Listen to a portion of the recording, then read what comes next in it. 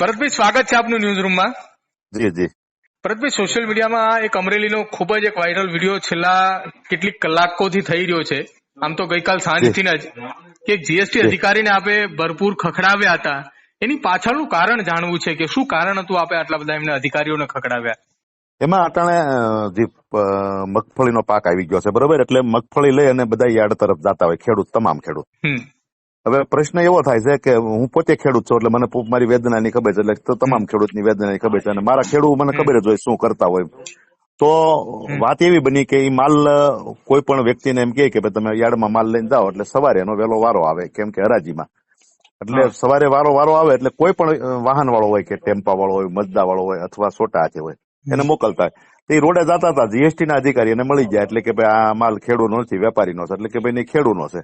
હવે ખેડૂત ત્યાંથી ખેતર કામ કરતો અટાણે શાળુ પાકની શાળુ વાવેતરની સિઝન શરૂ થઈ ગઈ, એને હાથ બાર લઈને આવવું અને 6:30 હાથ બાર મળે.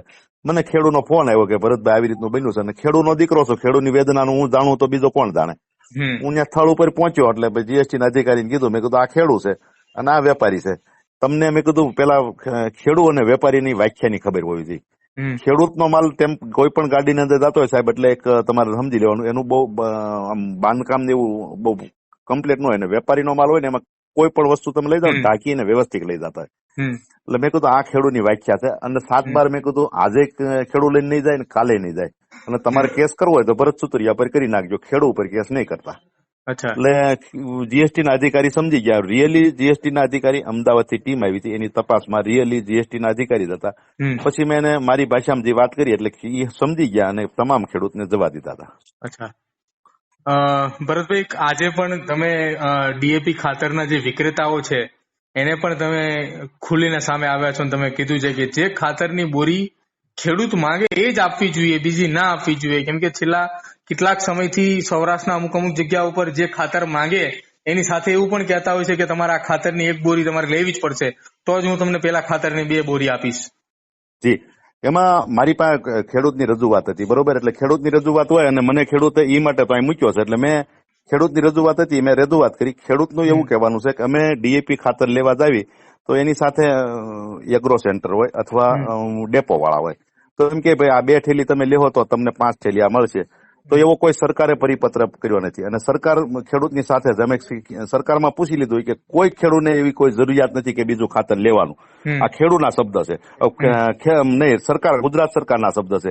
એટલે મેં ડેપો વાળાને કડક સૂચના આપી છે કે કોઈ પણ ખેડૂત ખાતર જે માગે એ જ આપજો, બીજું કોઈ આપતા નહીં, મહેરબાની કરી, કેમ કે તો હું છે ને એની પણ સાથે હું ત્યાં ઉભો રહેવાનો છું, એની વારે આવવાનો છું. અચ્છા ભરતભાઈ, ગઈકાલે જે જીએસટી ના અધિકારી અમરેલીમાં પહોંચ્યા હતા, જે અમદાવાદથી ટીમ આવી હતી, ઓકે, એ ટીમને તમે કહ્યું કે હજી જો આગામી સમયમાં આ પ્રકારનું જ વર્તન તમારું રહેશે અમારા ખેડૂત સાથે તો હજી પણ ભરત સુતરિયા મેદાન જ છે? મેં એને કહી દીધું, મેં કીધું તમને એવું લાગે કે આ ખેડૂત નથી ને ઓલું છે ને તમે રિયલી વેપારી તમે સમજી અને ખેડૂત ઉપર કઈક ગુનો કરવા માંગતા હો તો ભરત સુતરિયા નામનો ગુનો એફઆઈઆર પાડી નાખજો. ભરત સુતરિયા સજા ભોગવા માટે તૈયાર છે પણ ખેડૂત સજા નહીં ભોગવે. પણ જીએસટી ના અધિકારીએ કીધું કે આવનારા દિવસોની અંદર આ ભૂલ નહીં થાય, કેમ કે સરકાર મદદ કરે છે ખેડૂત અને તમે સરકારના અધિકારી છો તો તમારે પણ મદદ કરવી જરૂરી છે. મેં એને કડક સૂચના કીધું અને જીએસટી ના અધિકારીએ પણ કબૂલ્યું. હવે આ વખતે એવી ભૂલ બીજી વખત નહીં થાય એવું મને કઈ નીકળ્યા છે. ભરતભાઈ, સોશિયલ મીડિયામાં એક અમરેલીનો ખૂબ જ એક વાયરલ વિડીયો છેલ્લા કેટલીક કલાકોથી થઈ રહ્યો છે. આમ તો ગઈકાલ સાંજથી જ કે જીએસટી અધિકારીને આપે ભરપૂર ખખડાવ્યા હતા. એની પાછળનું કારણ જાણવું છે કે શું કારણ હતું આપે આટલા બધા એમને અધિકારીઓને ખખડાવ્યા?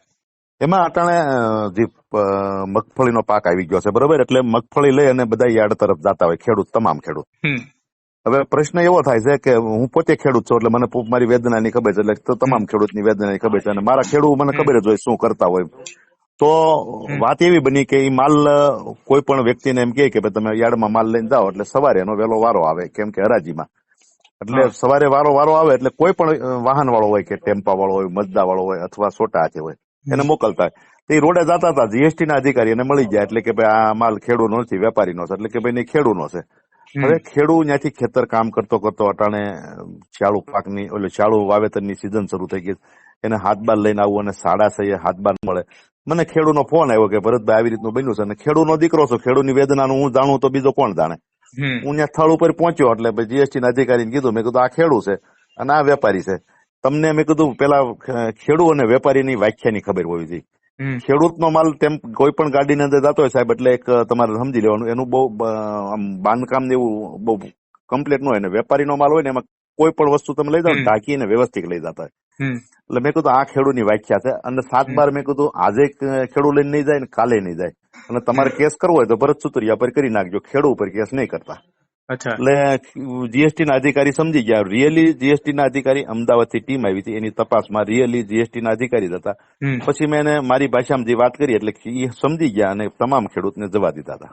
અચ્છા ભરતભાઈ, આજે પણ તમે ડીએપી ખાતરના જે વિક્રેતાઓ છે એને પણ તમે ખુલીને સામે આવ્યા છો, તમે કીધું છે કે જે ખાતરની બોરી ખેડૂત માંગે એ જ આપવી જોઈએ, બીજી ના આપવી જોઈએ. કેમ કે છેલ્લા કેટલાક સમયથી સૌરાષ્ટ્રના અમુક જગ્યા ઉપર જે ખાતર માંગે એની સાથે એવું પણ કહેતા હોય છે કે તમારા ખાતરની એક બોરી તમારે લેવી જ પડશે, તો જ હું તમને પેલા ખાતરની 2 બોરી આપીશ.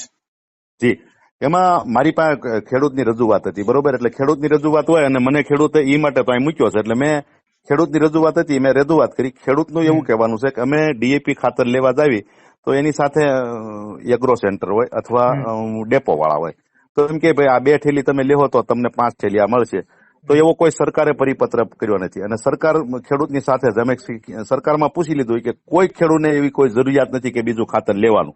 આ ખેડૂતના શબ્દ છે, નહીં સરકાર, ગુજરાત સરકારના શબ્દ છે. એટલે મેં ડેપો વાળાને કડક સૂચના આપી છે કે કોઈ પણ ખેડૂત ખાતર જે માગે એ જ આપજો, બીજું કોઈ આપતા નહીં, મહેરબાની કરી. કેમ કે તો હું છે ને એની પણ સાથે હું ત્યાં ઉભો રહેવાનો છું, એની વારે આવવાનો છું.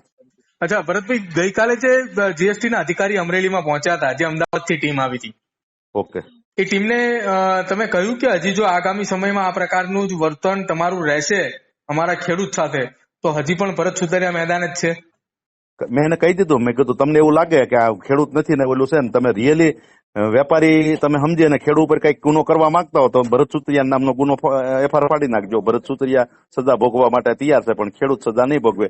પણ જીએસટી ના અધિકારીએ કીધું કે આવનારા દિવસોની અંદર આ ભૂલ નહીં થાય, કેમ કે સરકાર મદદ કરે છે ખેડૂત, અને તમે સરકારના અધિકારી છો તો તમારે પણ મદદ કરવી જરૂરી છે. મેં એને કડક સૂચના કીધું, અને જીએસટી ના અધિકારીએ પણ કબૂલ્યું. હવે આ વખતે એવી ભૂલ બીજી વખત નહીં થાય એવું મને કહી નીકળ્યા છે. આભાર ભરતભાઈ, અમારી સાથે વાતચીત કરવા બદલ. Thank you.